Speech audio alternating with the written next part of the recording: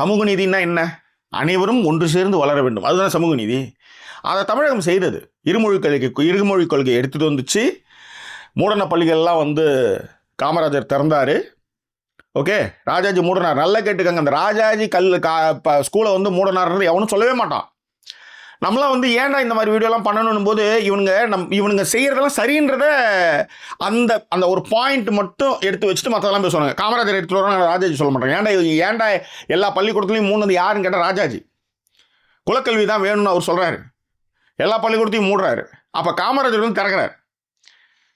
Okay, so அதோடு நிறுத்திக்குவானுங்க, காமராஜோடு நிறுத்திக்குவானுங்க. ஏன்னா அதுக்கப்புறம் உயர்கல்வின்னு ஒருத்தன் போனதுனால இன்றைக்கி சிஇஓ லெவலுக்கு போகிறான். அவனும் வந்து சிலிக்கான் வேலையில் போய் வேலை செய்கிறான். அதுக்கெல்லாம் என்ன அந்த தொடக்கப்பள்ளியோடு நிறுத்தந்தா? இல்லை, தொடக்கப்பள்ளி அவர் ஆரம்பித்தார், இல்லைன்னு சொல்ல வரல காமராஜர். அதன் பிறகு அதை உயர்கல்விக்கெல்லாம் இவ்வளோ முதல் தலைமுறை பட்டதாரிக்கு உங்களுக்கு வந்து இலவசம் எல்லாமே.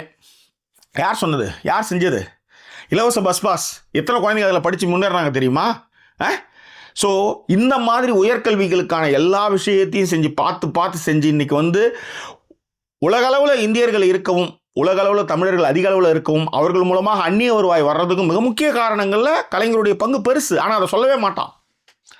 ஏனென்றால் நாங்கள் தான் பெரிய ஆள், நாங்கள் தான் படிக்கிறதுல, எங்களை மாதிரி ஒரு அறிவாளி யாருமே இல்லைன்னும் போது கலைஞர் அதை உடைத்தார்.